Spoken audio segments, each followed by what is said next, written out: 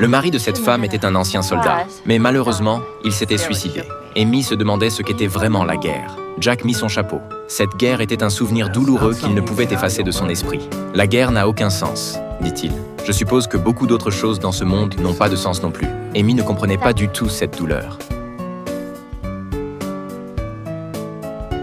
Amy était considérée comme une bonne femme par les hommes du village. Elle s'occupait seule de sa grand-mère. Ce jeune homme qui avait fait irruption dans son monde faisait battre son cœur solitaire. Elle pensait que Jack était déjà parti, mais elle ne s'attendait pas à ce qu'il soit déjà à la porte. Amy voulait le ramener en voiture. Jack dit que ce n'était pas nécessaire, juste au bord du lac. Elle demanda spécifiquement si c'était le vieux pêcheur, pour découvrir que le propriétaire de la petite cabane en bois était Amy elle-même. Amy la mena à la cabane en bois. C'est là que son mari s'était suicidé. Même maintenant, elle ne comprenait toujours pas pourquoi son mari avait perdu espoir. Mais Jack connaissait cette douleur indicible. La cabane n'était pas grande, mais elle offrait au moins un abri contre le vent et la pluie. Grand-mère était toujours avare de paroles, ce qui faisait qu'Amy parlait sans cesse dès qu'elle trouvait quelqu'un. Jack écoutait en silence. Jack la ramena en haut. Ils étaient pas dépassés du statut d'étranger à celui d'ami. Tôt le lendemain matin, Jack se rendit au magasin. Le propriétaire lui offrit un travail pour peindre le mur extérieur, pour $20. S'il y avait quelqu'un qui voulait qu'il pêche, il irait pêcher d'abord.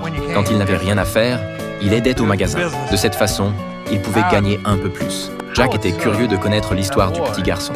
Il apprit par le propriétaire que le garçon s'appelait Mathieu. Sa mère était morte très tôt et son père était parti à l'extérieur à la même période, mais il n'était jamais revenu.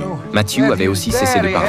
À ce moment-là, les deux paresseux qui peignaient à l'origine arrivèrent. Découvrant que leur travail avait été pris par Jack, ils devinrent ennemis.